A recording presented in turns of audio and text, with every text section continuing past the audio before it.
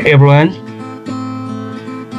good afternoon. This is Dr. Cortez, and today we're going to continue discussing the next part of your research. So as a review, last time we did the introduction, the background of the study. At ngayon naman, we're going to craft the next four parts of your research. The theoretical framework, the conceptual framework, the objectives, the scope and limitation of your study. And for the purpose of this lesson today, ito yung ating topic. You can see in your screen. I have a research title here: Safety and Security Policies of Online Stores, Basis for Enhancement of Risk Management Programs. So tulad din sa inyong mga nakaraang mga titles, meron tayo dito mga keywords, or we call those as construct. For example, ang keywords na dito: safety and security policies, online stores, risk management programs.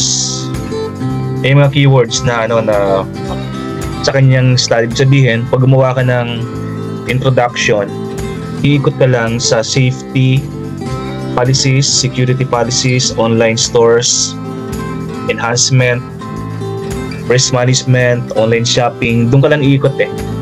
Kaya nga, kinukuha natin yung mga keywords or key phrases sa inyong mga title.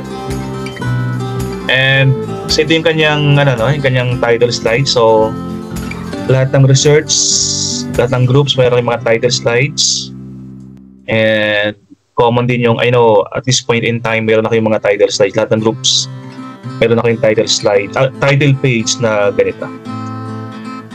Alright, and at this point in time, I know you have been doing the introduction, the background of the study of your research. Now, assuming na nagawa na yung inyong introduction and background of the study, the next part is the theoretical framework of your study. So ito yung next na gagawin. So I just want to reiterate na pag gumagawa kayo ng mga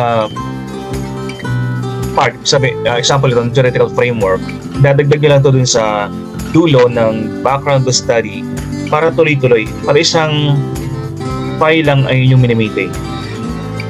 Okay, by the way, pag sinabing theoretical framework, the word theory, yung study, meron siyang basihan or meron siyang basis na mga theory or studies na ginawa ng ibang mga researchers na nauna sa inyo. Right? Of course, yung study nyo ngayon is hindi naman siya solo, hindi naman siya unique. May mga literature na nauna na ginawa, or mga research na nauna na ginawa bukod sa inyo na. At meron din mga theory kung saan natin ina-anchor yung inyong mga research. Sabihin, mayroon tayong gagamitin mga basis in doing your research. Okay? Yan tinatawag yung mga theoretical framework ng ating study. So framework, ibig sabihin, meron kang model or diagram or framework na doon tayo magre-refer. Right? Unahin natin yung paggawa ng theory, or we discuss first the theory. Kung saan naka-base ang itong study na to. Yung title para madali tayo guys, ang gagawin ko, ika-craft ko itong title para hindi na pabalik-balik sa title na to. So idadrag natin itong title sa pages, along the pages na gagamitin natin dito. Idadrag ko itong title para meron kayong, para alam natin kung anong title yung ating ginagamit dito sa ating study. Ayan. So, i-drag ko siya. Yan. Ibig sabihin, as we go along the pages ng research na to, bit-bit natin siya. Alright? Okay. So, tayo sa theory. Okay. Anong theory? Ang pwede natin gamitin dito sa study, ng title is Safety and security policies of online stores. Maghanap po sa internet, maghanap po sa libro, maghanap po sa e-books ng isang theory na bagay dito sa inyong title. Example, itong title na to is about online store. Risk sa isang online store. Risk is isang online shopping. Or cyber security. Or securities pag mga tao ay nagsa-shopping. Yun ang hanapin mo sa internet, no? Or sa social media. Ngayon, itong researcher na to, itong author ng research na to, nakahanap siya ng theory sa internet or sa social media na connected sa kanyang study. Ang title is the NIST theory. Okay? So ano ba itong NIST? Meaning ng NIST. So kung babalikan natin yung ito yung kanyang theory. NIST, National Institute of Standards and Technology Framework. Ayan, ibig sabihin, itong theory na to, itong framework na to, itong kanyang gagamitin o dito naka-base yung kanyang study. Kasi connected, di ba? Sabi natin kanina, online stores or safety sa online shopping ang topic ng author na to. So bagay dito yung cyber security standard. So ito nga siya. Right? NIST. So nalagay na dito, ang theory na kanyang gagamitin is the NIST. Then i-discuss mo dito sa theoretical framework ang meaning ng NIST or the concept of NIST. I-discuss mo siya dito. Kasi dito naka-anchor ang iyong study. So ito yung kanyang discussion. NIST daw defines a framework score as collection of cybersecurity activities. Yan. Ibig sabihin, pwede gamitin to sa kanyang study kasi connected. Right? Kasi ang NIST, it establishes standard guidelines and practices na kaya protektahan ang isang cyber store or online store. Kaya itong kanyang ginamit. Ito yung kanyang diniscuss sa kanyang theoretical framework. Right? So more discussion, the NIST or essential functions contribute to the development of a solid business foundation and aid in identifying legal and regulatory requirements for cyber security. Ulitin natin, ang ating title is, tingnan nyo, bagay ba? Or, naka-anchor ba yung title natin dito sa theory na to? Naka-anchor siya, di ba? Kasi we're talking about risk management programs sa isang online store. So itong framework na to, eksakto, cybersecurity activities and mission. Meron siyang standard guidelines sa itong kanyang theory na gagamitin sa kanyang study. Pag sinabi natin framework, ang isang theory meron siyang framework. So nilagay niya dito, cybersecurity framework. Take note guys, ito hindi ito sariling gawa ha. This framework came from the social media or this framework came from an existing theory na kanyang gagamitin. Then, ilagay natin dito, no? Example, ang magandang isikat na framework example. If your study is about motivation of employees sa inyong organization. So, anong theory ang bagay dyan? O siyempre yung hierarchy of needs theory na Abraham Maslow. Yung pyramid, di ba? Ng needs, yun. That is a framework, that is a theory na pwede mong gamitin. Pero siyempre, iba-ibang title mo, maghanap ka na isang theory or framework na bagay yung title, research title na ginagamit. And you will put in here lahat ng yung framework. Ito yung kanyang buong framework. No? Ang title is figure number 1, National or NIST, National Institute of Standards and Technology Framework. No? And you're going to discuss one by one. Lahat ng boxes dyan, example, identify box, recover box, itong protect box, respond, lahat yan ay i-discuss nyo under the theoretical framework. So, ganun na nga nangyari. Bawat box ay i-discuss. Right? Identify. Yung identify, di ba? Alright? I-discuss the identify box. I-discuss the recover. So, lahat, guys. Lahat, no? So, ano ibig sabihin ng identify? O, yan ang, This discussion focuses on the identify box. At di ba marami siyang boxes? Merong recover. So, lahat dito ay ilalagay niya. Hindi ko na lang sinama lahat kasi marami yan. Pero lahat yan, guys, no?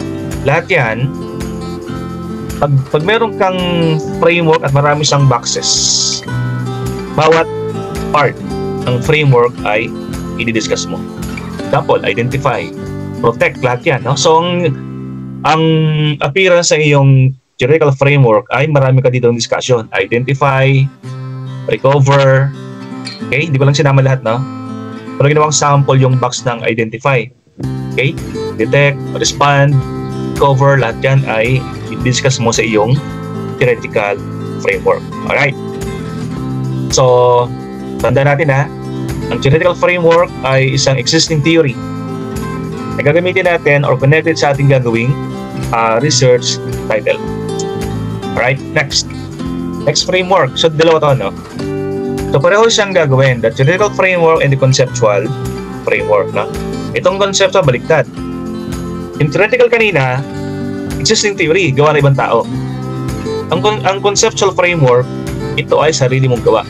This one is a framework na sarili mong gawa. Hindi galing sa internet, hindi galing sa social media.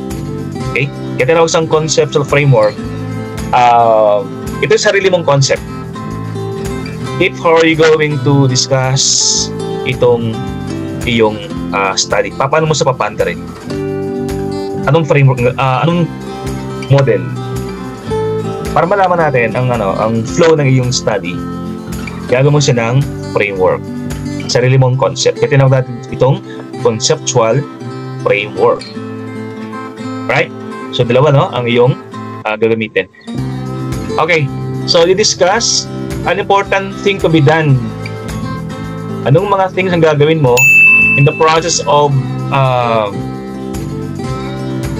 writing your research? Paano mo iti-treat yung mga variables? Yung risk management, yung safety and security, paano mo sa pagkahalo-haluin? Anong connection ng safety, security sa risk management? Anong connection ng safety policies and security policies sa risk management? Anong gagamitin mo? Paano mo siya i-connect? No? Yan ang pinapakita sa conceptual framework. Okay? So, an important thing to be done during the process of coming up with an effective risk management is knowing what are the most common safety and security being implemented by the online store owners. So, sabi dito, no? Para makapag-generate ka ng isang magandang risk management program, dapat mo malaman yung existing. Yun ba i-improve, enhance ang isang online store? Ano ba mga suggestions or ideas sa mga respondents na i-implement para mas maganda, mas ma-enhance ang gagawing risk management program. Right? So yan ang ating, that is the flow, no? That is the flow of your research. Pinapakita ng conceptual framework. At maganda dito, no? Pag sinabi natin yung framework din siya. Makita natin yung flow para sa flowchart. Makita natin yung flow. Now, ang pinaka-common na ginagamit na framework is the IPO framework. Ito yung input, process, and output model or framework. This one is very, very popular framework na ginagamit sa research, the IPO. Input, sabihin, may gagamitin ng input. Example, mga data galing sa mga respondents. Input yun eh. Then, i-analyze mo siya, mga data galing sa respondent. That is the process. Pag na-process mo na siya, so meron ka na mag-generate na output. Sabihin, output yung result. Or the risk management program. Okay? So, ang output ay magagaling sa suggestions, input ng mga respondents, pwede silang customers, pwedeng owners sa isang online business. Okay? Yan ang basic ng IPO model. Since model siya, so meron sa model, meron sa framework, meron sa flowchart. So this one is an example of the input, output, input process, output, or the IPO. Yung unang box na input, sabihin, ito yung mga variables na galing or data na galing sa mga respondents sa survey na gagamitin natin. Siyempre, you can't generate a good risk management program o output kung wala kang data na gagamitin or suggestions from the respondents. Alright?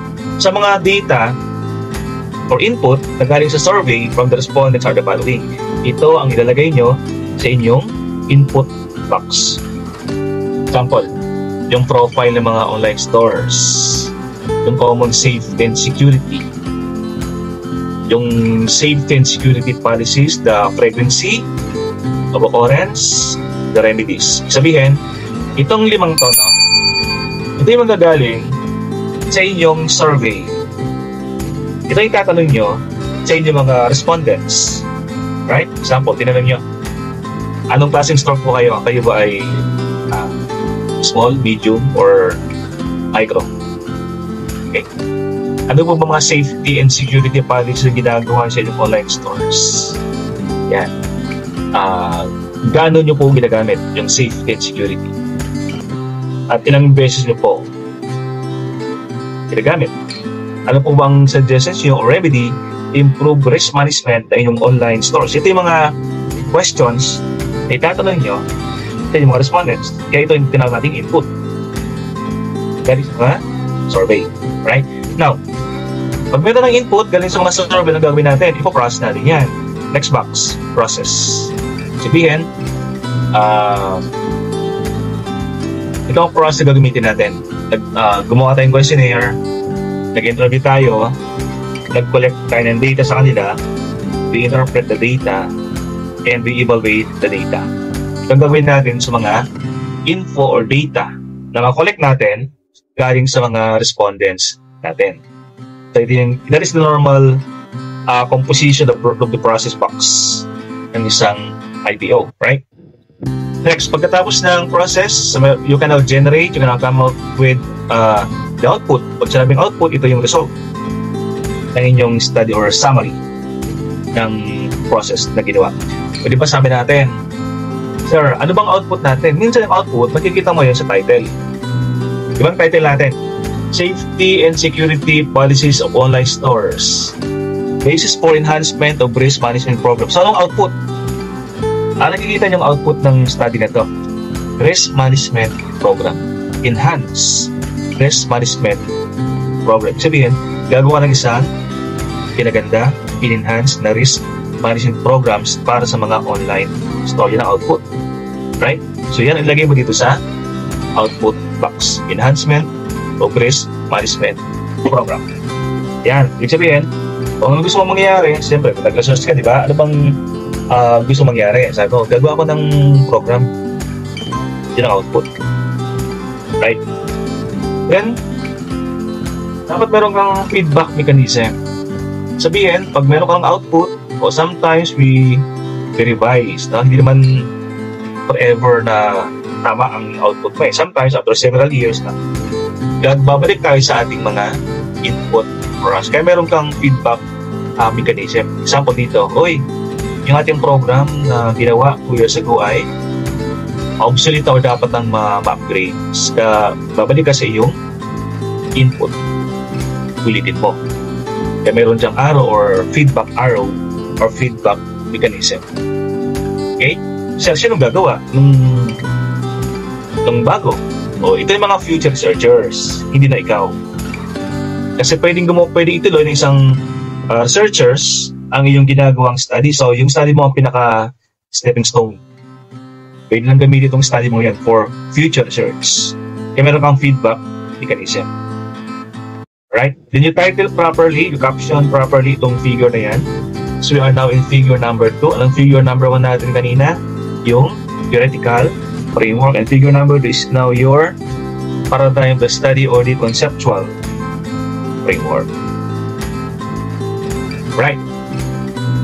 So, tuloy-tuloy tayo.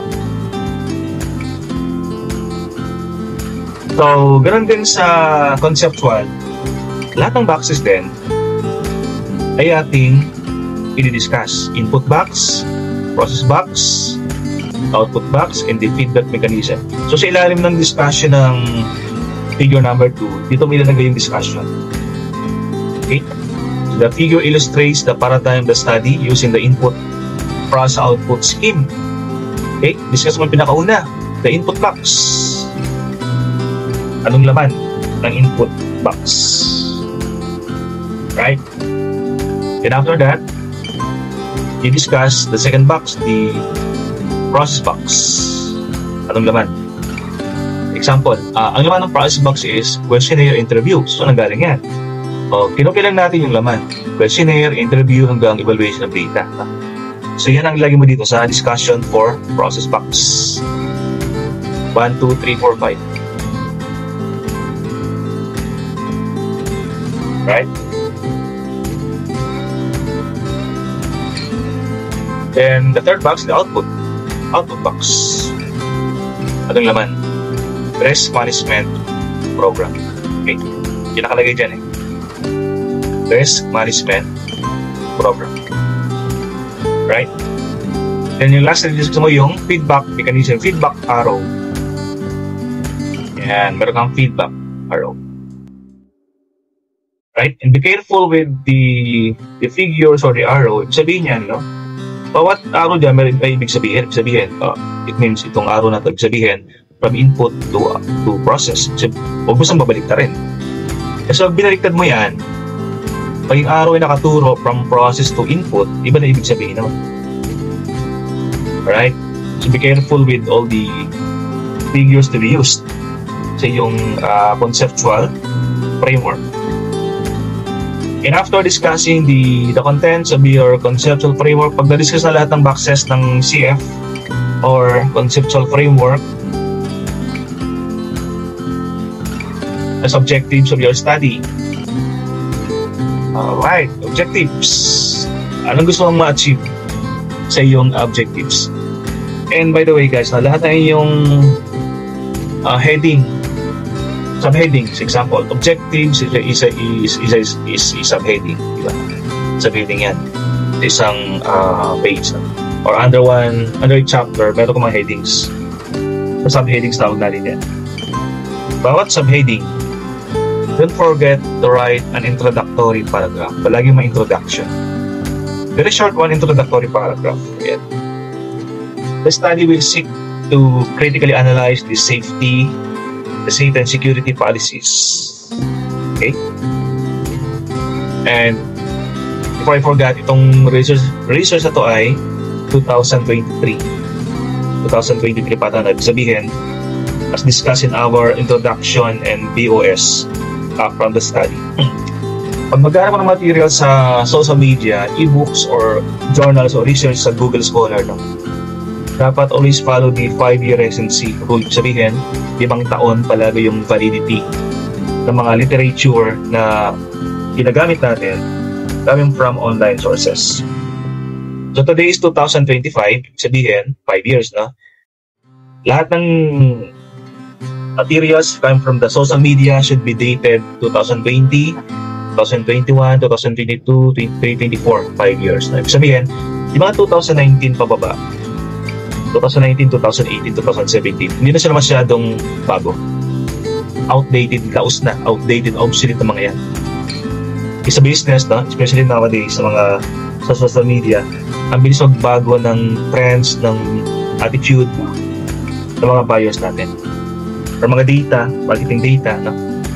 Ay madaling magbago. So, within 2 years time nga yung data nagbabago Right? Kasi pag nakita ng panelist na meron kang citation or publication ginamit at 2018, 2015, itayin ka, ito masyadong luma, sabi ng panelist. Wala akong makikita mas bagong reference. So, itong 2015 mo ay napakaluma. So, papatanggal yun. Papalitan mo siya. Ang mas updated. Okay, specifically, it aims to attain the following objectives. So, we'll now go to the objectives of your study. Okay? Ang common objective is number 1, you want to know the demographic profiles of your respondents. So to show the demographic profiles, you want to show the profiles ng mga respondents mo. Based on the age, gender, civil status, and educational background. Yan ang common na objectives. Right? So, number 2, mga objectives natin ay naka-anchor sa inyong title. Anong gusto mong malaman? So, balikan natin yung title. Palabasin ko ulit yung title natin. Di ba ito title natin? Safety and Security Policy. So, ikaw, pag ikaw researchers, no, based on your title, ano ba ang gusto mong mangyari? Right? Ano bang objectives? Ano ko yung researcher?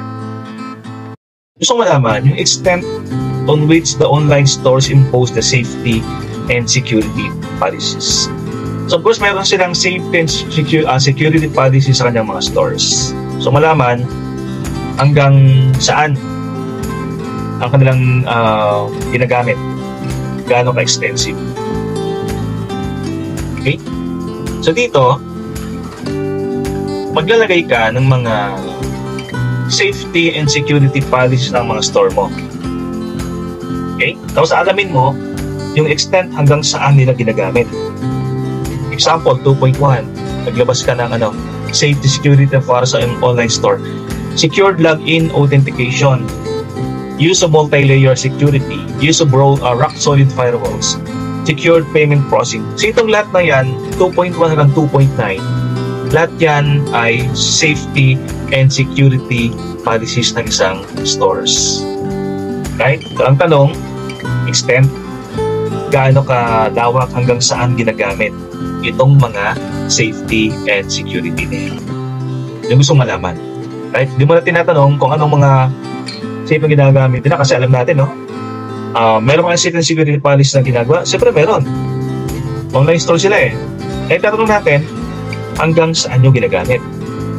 O gaano ka-extensive?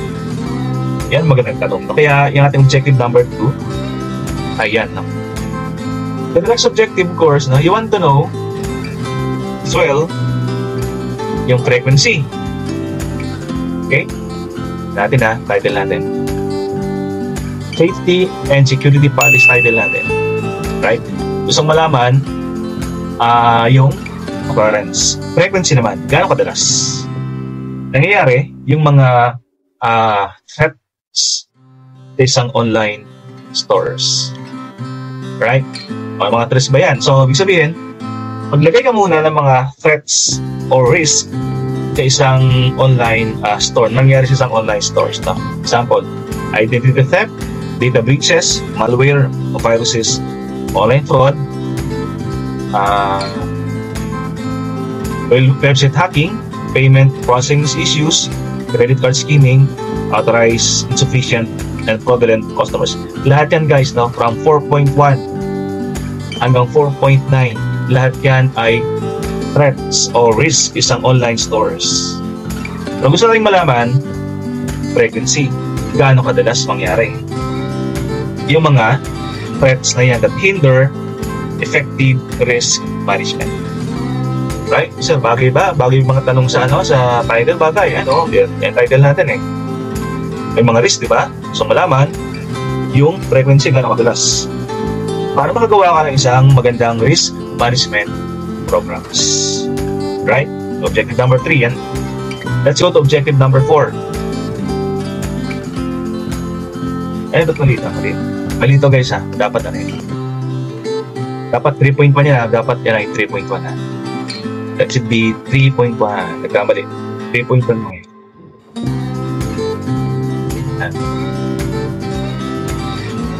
3.2 pardon me na.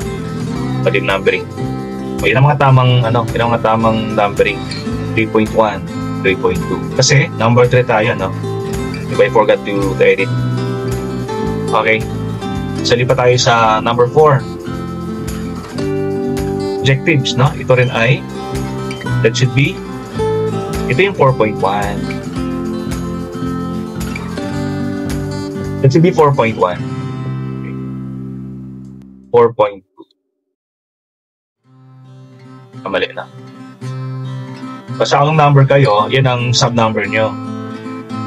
4.4, 4.5. Right? So, yung ating next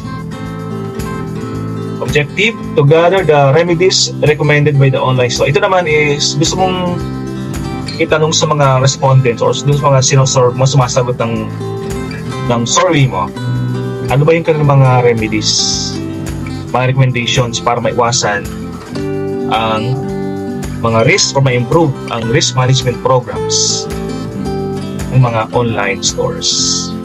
So, di ba maganda, di ba? Magagaling sa mga respondents yung mga remedies kasi sila man nakakaalam ng mga remedies pwedeng gamitin kasi yun yung kanilang that is your business Kaya ating number 4 is to gather the recommendations suggested by the respondents. And okay, so always come out with 9. Pansin nyo, palaging siyam yung aking nilalagay dito mga indicators. We call this the indicators. Itong siyam na yan, mga pagpipilian, indicators ang tawag natin dyan. Okay? So itong mga yan, indicators ang tawag natin sa mga yan. Yung mga choices. So ito ganun din, indicators tawag natin dyan. Alright. Now, remedy. Ano bang remedy? You can come up with the remedies tapos pilihan mo lang sila kung alin dyan ang pinakamadalas, ang pinaka-popular sa kanila. They suggest as recommendation para ma-improve ang risk management program. Example, para ma-improve ang risk management program, maiwasan ang mga hacking, fraud, sabi ng mga respondents, ito, gumamit tayo ng good collection method, restrict access to data, credit history checking of customers, inspection of customer website, change password regularly, enable virus protection from reputable vendors, credit card data validation, screening. Lahat yan ay suggestions, no? So pag mga response natin, sasagot sila saan dyan ang kailang chechikan. Saan pinaka-popular dyan? Right? So palaman natin, ano ba ang pinaka-best recommendation? Improve risk management programs ng isang online stores. Okay. Then number 5. Ipati natin, di ba? Title. To know the effectiveness of the above mentioned recommendations. Yung nasa taas, 5.1. This one is 5.1, 5.1. This one is 5.2, no? Okay. Now, gusto malaman, yung mga nire-recommend sa number 4, yung mga yan, no? Mga recommended, gusto malaman sa number 5, gaano ka-effective. So, to know the effectiveness of the above-mentioned recommendations as part of risk management. So, isa-isa natin. Although may mga suggestion, gusto malaman gaano ka-effective.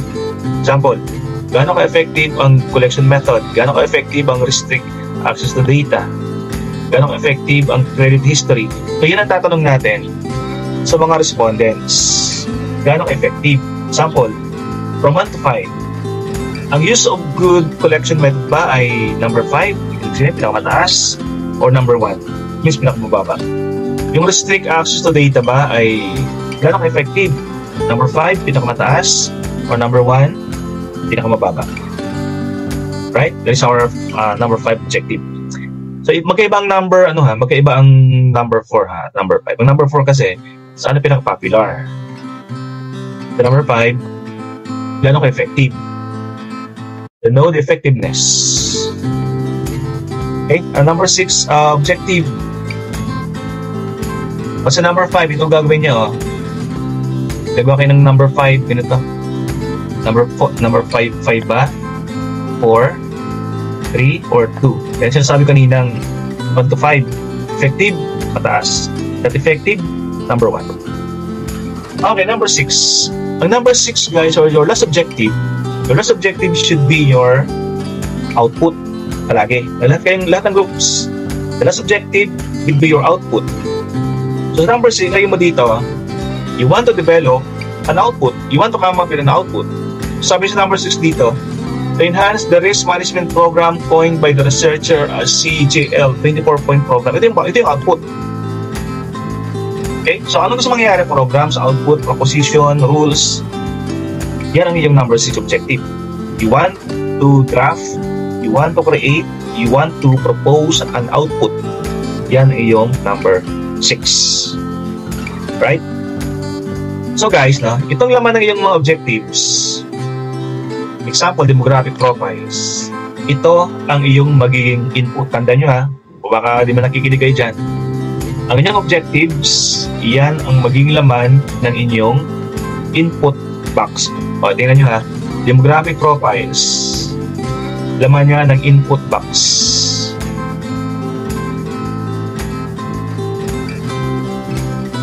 Profiles, laman niya ng input box. Right? Diba? Yung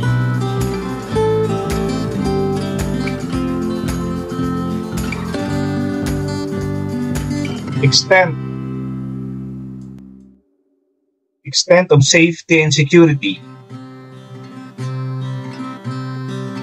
laman niya ng input box. Okay? Anong mga common safety and security lang ginagamit ng online stores?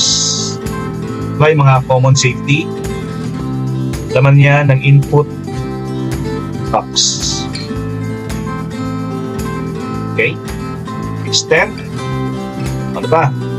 Yung frequency, gaano kadalas, laman niya ng input box. Right? Yung remedies, laman niya ng input box. O nakita connection, yung itatanong nyo sa mga respondents nyo, yon ang inyong mga input. So sabi ko kanina, ito itatanong nyo sa mga respondents ninyo. Okay? So laman niya ng inyong input box. Okay? Sir, how about yung last objective? It is you want to generate a risk management, you want to enhance the risk management programs. Di ba sabi natin, number 6, iyan ang inyong output. So this one, enhancement of risk management will be your output box. Okay? O, tama din ito, output box. Alright? So yan. So, profiles of the online stores. Okay, so let's go to the next one, the next part, no? So alam niyo ang connection objectives sa inyong input, output box. Let's go to the scope limitation. Pag sinabing scope, sinong kasama, gaano kalawak yung coverage sa inyong study? Kaya scope, di ba? Sino, saan, anong lugar, kailan. Yan tinatawag natin scope. So sa scope, banggitin mo dito, saang lugar? Sinong kasama? Lahat ba ng business kasama? Hindi. Mga online stores lang. Scope. So, kung sino makasama, binabagit natin sa ating scope and limitation. Aling lugar? Buong Metro Manila ba? Hindi. Binondo, Malate, Sampaloc, Santa Mesa, and Santa Cruz lang. Scope. Okay? Ilang stores ang kasama? Marami ba? 1,000? Hindi. 150 lang. Alright? Kailan ginawa yung study? December 2023. O yan ang scope. Di natin malalaman. So kahit yung title mo, sinasabi ko no, kahit yung title mo ay napaka-generic, kahit walang nakalagay na lugar sa title, sa scope natin minimension yung lugar, kung saan, kung sinong kasali. Example, no? Pag sa title mo nakalagay doon, fast food lang. Sa scope, binabanggit natin dito, mga fast food ng aling lugar. Right? O sa title mo nakalagay, food service business. Title, food service business. Yung maraming klaseng food service business, fast food, catering, kiosk, food cart, fine dining. Right? So para ma-narrow down, sa scope natin binabanggit anong klaseng food service business. Yun pala yung mga food cart business lang, nakalagay sa yung scope. So, ang limitation, sabihin, sinong hindi mo sinama? Yan ang hindi pwedeng isama. No? Yan ang ibig sabihin ng limitation. Ano ang hindi pwedeng gawin ng study na to? That is the limitation of your study. Right? And the next part. So, ang first paragraph is your scope.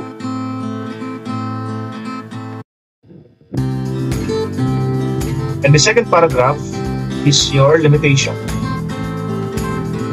There are several limitations in this study that can be used as suggestions for future research. Example, first, the respondents in the study were online store owners selling. Ayan. Hindi naman lahat ng store sa isakop. Nagbebenta lang ng tangible and intangible products in the city of Manila. Second, the research was only conducted on the context of online shopping through store websites. Yan.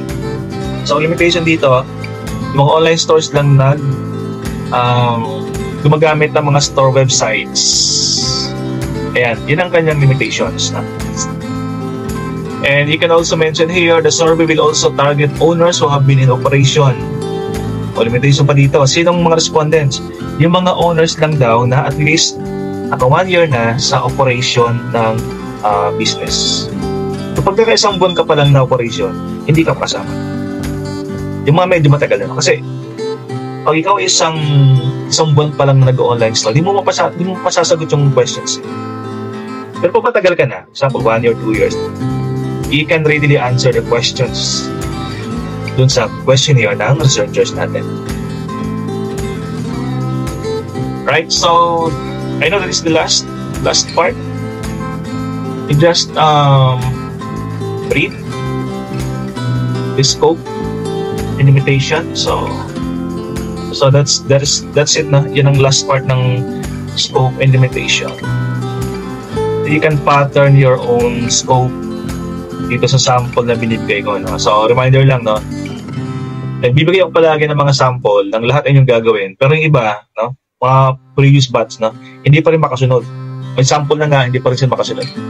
So hoping that you should be vigilant enough or patient enough to copy, to refer to the uploaded samples. Okay, and with that one, I will end the recording. I will end the lesson today. So this has been Dr. Cordy signing off. Pwede pa request to subscribe sa aking munting channel at maraming salamat po. Bye everyone.